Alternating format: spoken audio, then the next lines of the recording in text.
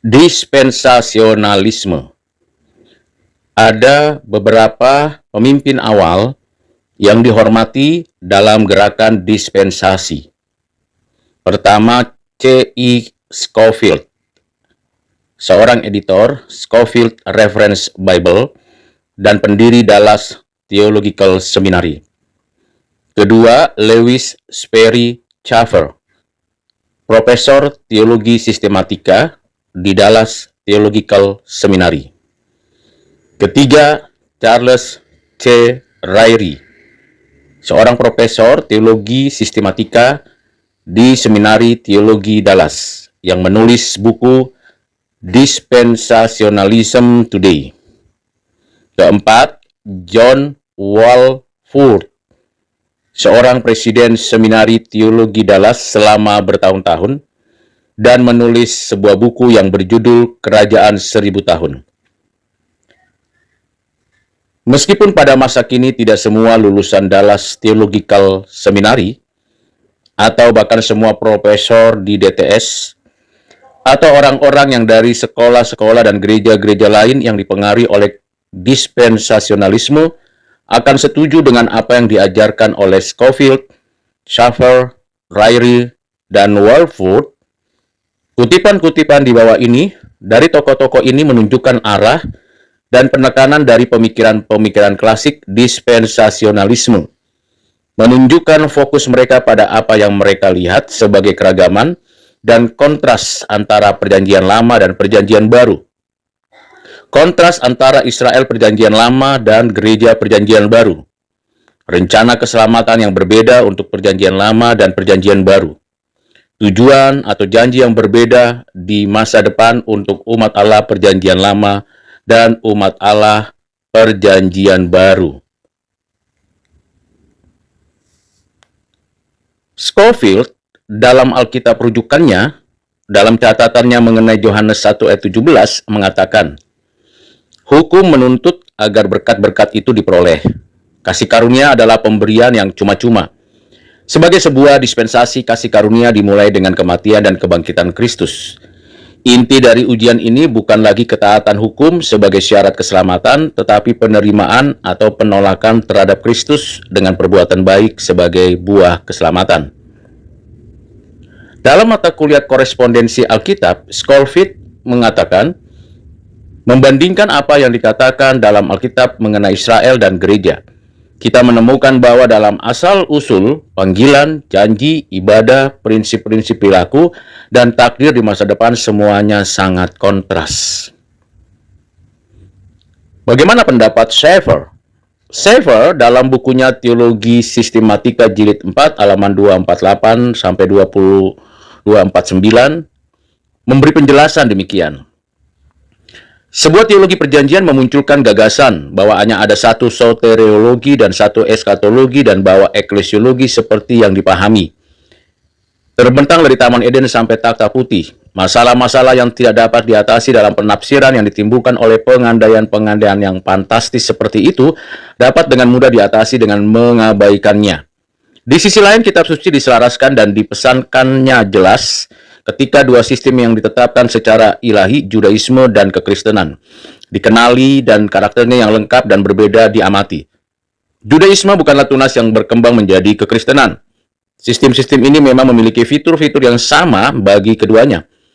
Allah, kekudusan, setan, manusia, dosa, penebusan, tanggung jawab manusia, dan masalah kekekalan.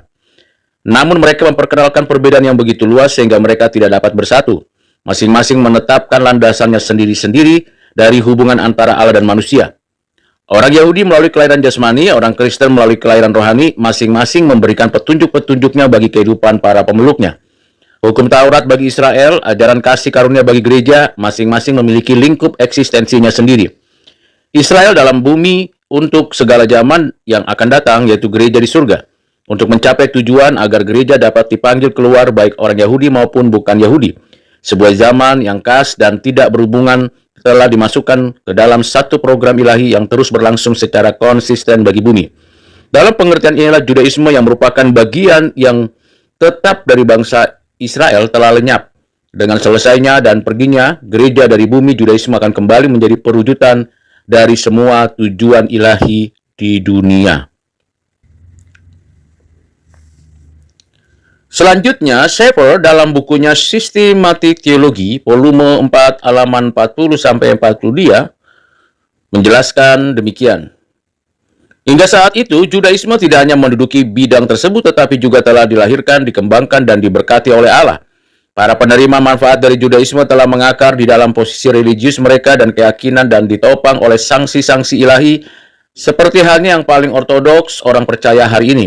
Prasangka yang pantang menyerah dan perlawanan keras yang muncul dalam pikiran orang Yahudi berbanding lurus dengan ketulusan yang dimiliki oleh setiap orang Yahudi yang menghargai hak istimewanya yang telah berlangsung selama berabad-abad. Ditambah dengan semua ini dan diperhitungkan untuk membuat ilahi yang baru, usaha yang berkali-kali lipat lebih sulit adalah pengumumannya yang berani bahwa bangsa-bangsa lain yang dibenci akan ditempatkan pada posisi yang sama dengan orang Yahudi.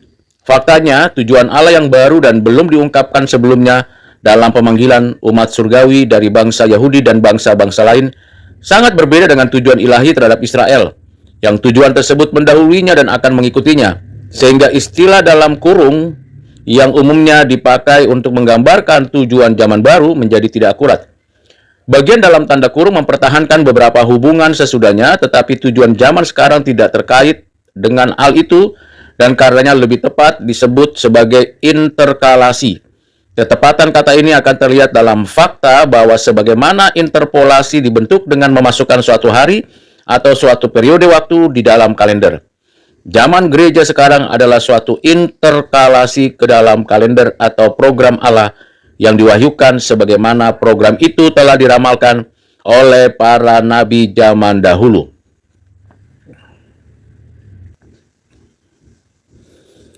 Selanjutnya, Schaeffer dalam bukunya tersebut pada halaman 80 menjelaskan, tetapi apakah kebenaran Allah yang sempurna itu dijamin sebagai suatu pendirian, sebagai suatu pakaian pernikahan oleh mereka yang tidak melakukan lebih dari sekedar percaya kepada Yesus? Tentu saja, tetapi ketidaktahuan Israel dan begitu banyak orang di dalam gereja tidak memberikan tempat bagi kebenaran yang begitu mulia. Tetapi pertobatan, pengakuan, pengudusan, perbuatan baik, dan lain-lain harus ditambahkan, dikatakan untuk melengkapi apa yang dianggap masuk akal, tanpa memahami bahwa penambahan satu ciri pada jasa manusia memperkenalkan suatu prinsip yang tentu saja adalah salah memahami seluruh karakter dari kisah karunia yang olehnya hanya jiwa yang diselamatkan. Perhatikan bahwa pertobatan bagi Schaeffer dianggap sebagai pahala dan bukan sesuatu yang harus dilakukan oleh orang Kristen.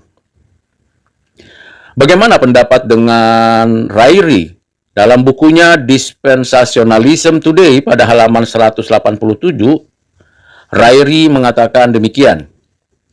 Teologi perjanjian di dalam semangatnya untuk menjadikan Kristus sebagai segala-galanya bersalah karena menumpangkan dia secara sewenang-wenang di atas perjanjian lama. Dia melakukan hal yang sama dengan doktrin gereja dan dengan konsep keselamatan melalui iman kepada Kristus.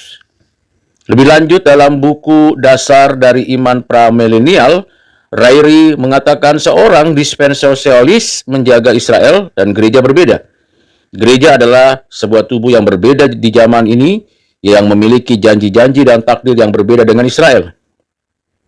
Sementara itu, Walvoord dalam bukunya Kerajaan 1000 Tahun mengatakan yang paling penting dalam menafsiran Alkitab Pramilenium adalah perbedaan yang diberikan dalam perjanjian baru antara tujuan Allah bagi gereja dan tujuannya bagi bangsa Israel.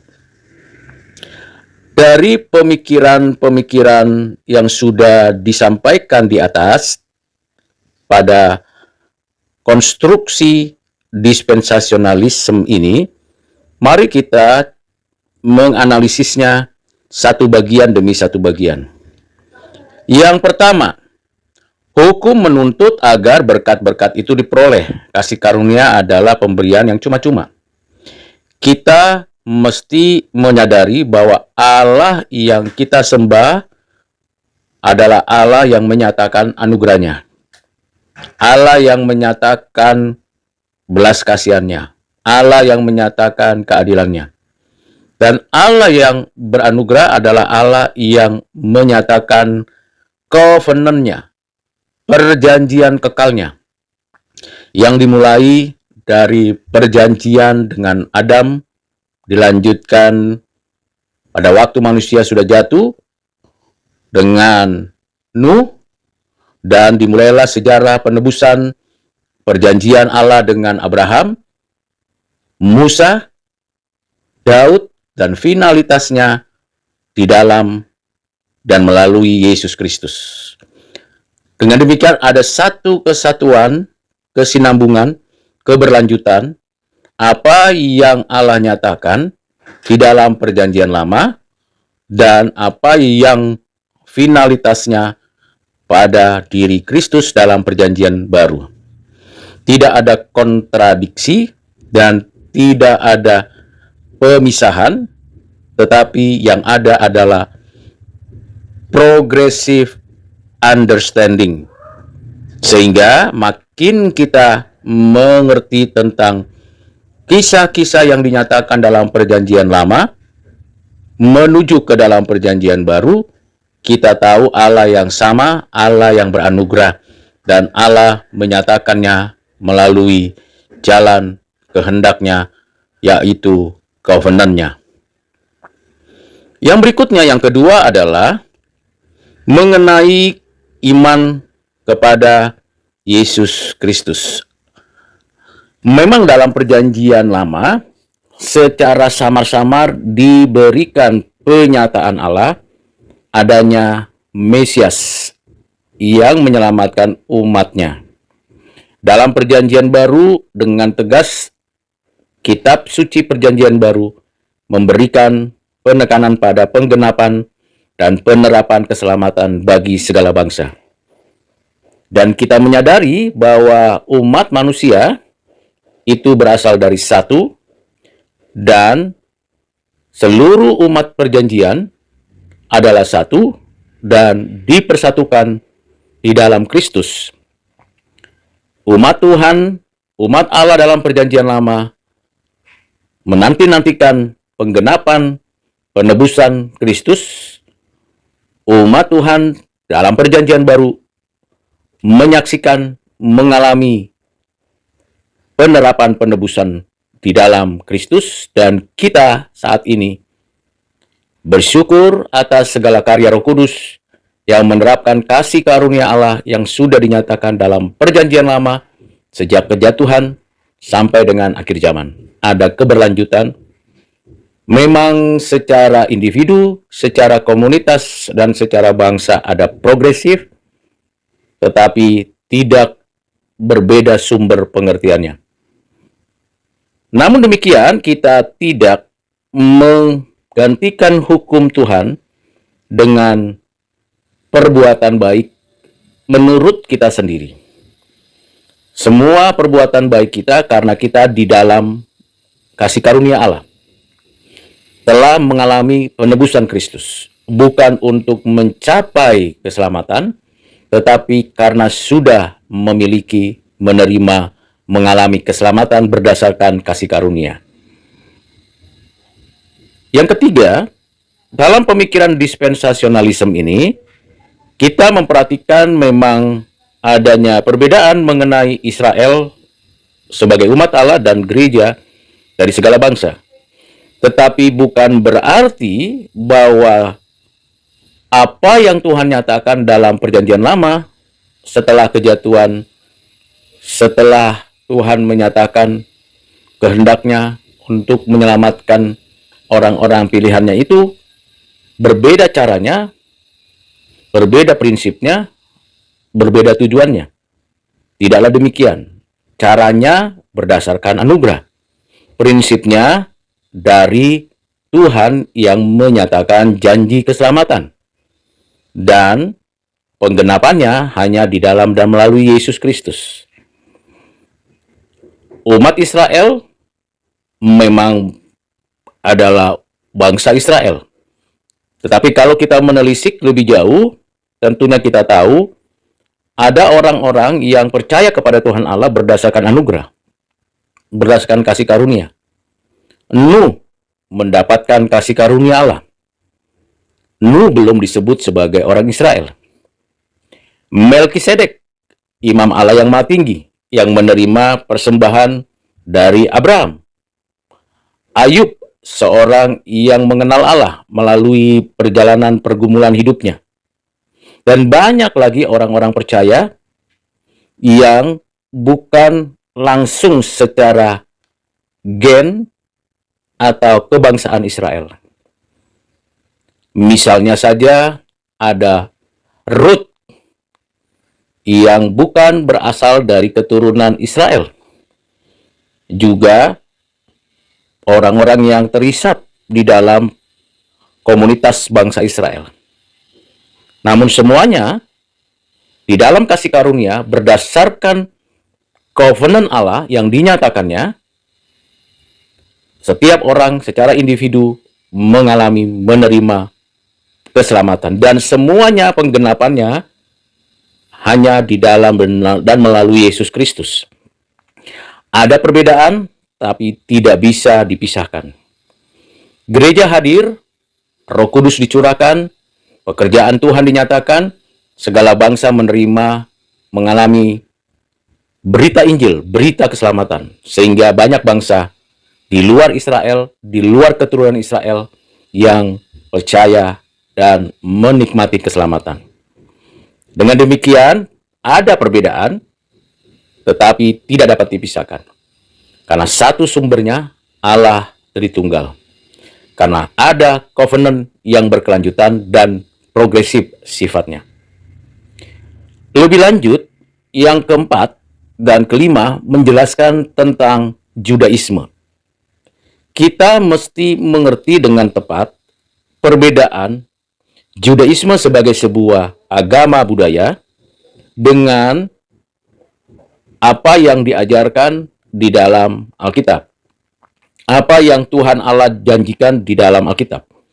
Sebagai sebuah agama kebudayaan, Judaisme memang berakar dari tradisi, keyakinan, kepercayaan yang bersumber dari Perjanjian Lama. Tetapi ritualitas, religiusitas, perilaku, sikap, tindakan, tafsiran, pengertian yang ada pada agama budaya Judaisme itu mirip tetapi tidak sama. Ada perbedaan yang esensial. Karena memang Tuhan mengendaki segala bangsa menerima berkat rohani melalui Abraham, Ishak, dan Yakub, melalui Israel. Jadi tidak hanya milik orang Israel, bangsa Israel, anugerah, keselamatan, bahkan covenant Allah yang dinyatakan kepada Adam, Nuh, Abraham, Musa, Daud. Semuanya itu bagi umat Tuhan dan puncaknya di dalam Kristus. Selanjutnya, Judaisme memang berbeda dengan gereja. Gereja yang dilahirkan oleh Roh Kudus, umat Allah, milik kepunyaan Allah, melanjutkan semua konstruksi iman dalam perjanjian Tuhan dengan manusia, umat pilihannya, yang ada di dalam perjanjian lama. Dan diterapkan di dalam perjanjian baru dan umat Tuhan sepanjang zaman. Gereja berbeda dengan Judaisme. Judaisme juga berbeda dengan keisraelan yang sesungguhnya yang dinyatakan di dalam perjanjian lama. Jadi kalau kita mau coba analisis demikian. Keisraelan di dalam covenant Allah yang menitik beratkan pada kasih karunia-Nya, menerapkan semua apa yang diajarkan dalam perjanjian lama, dilanjutkan di dalam dan melalui gereja Tuhan yang dilahirbarukan, yang dilahirkan oleh Roh Kudus. Setelah kita menyaksikan, membaca, mempelajari inkarnasi, kehidupan Kristus, kematian, kebangkitan, kenaikannya, dan pencurahan Roh Kudus. Selanjutnya kita tahu bahwa nantinya seluruh umat Tuhan, baik dalam pengertian orang-orang percaya di dalam perjanjian lama atau masa setelah mereka manusia ada di pembuangan atau diusir dari Taman Eden, orang-orang pilihan itu disatukan dengan semua orang percaya di sepanjang zaman, di segala abad, dan dibangkitkan dan menikmati hidup di langit dan bumi yang baru. Sehingga tidak lagi ada pemisahan, tetapi juga tidak menjadi bercampur. Tentunya ada perbedaan seperti yang diajarkan di dalam kitab Wahyu.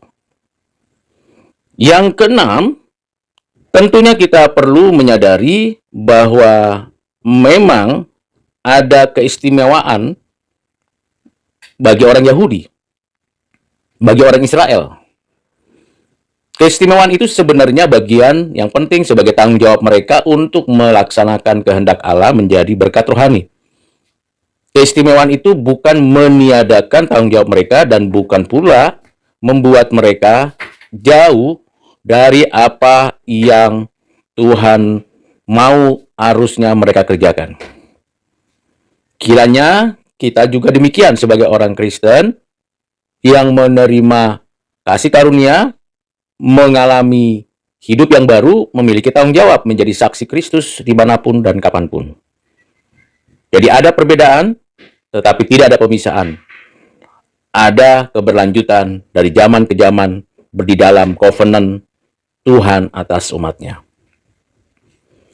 Akhirnya kita bisa menyadari bahwa memang segala hal yang Tuhan nyatakan berdasarkan kasih karunia-Nya, bukan berdasarkan pada perbuatan manusia. Di dalam kasih karunia-Nya lah kita melakukan hal yang benar, hal yang baik, hal yang suci dan adil. Di dalam covenant-Nya lah kita menaati hukum-hukum Allah dengan tepat dan seturut dengan konteks yang Tuhan mau kita kerjakan. Dan kita terus melaksanakan itu dengan sungguh-sungguh di dalam kehidupan kita sebagai orang-orang percaya. Dengan demikian, keselamatan melalui iman kepada Yesus Kristus adalah final yang sudah lama dinanti-nantikan orang-orang percaya di dalam perjanjian lama, yang sudah diterapkan oleh Tuhan Yesus di dalam perjanjian baru, dan yang kita nanti-nantikan penggenapan sempurnanya pada waktu kedatangan Kristus kembali. Kiranya kita menjadi satu kesatuan warga kerajaan Allah di langit dan bumi yang baru. Tuhan Yesus memberkati kita sekalian. Amin.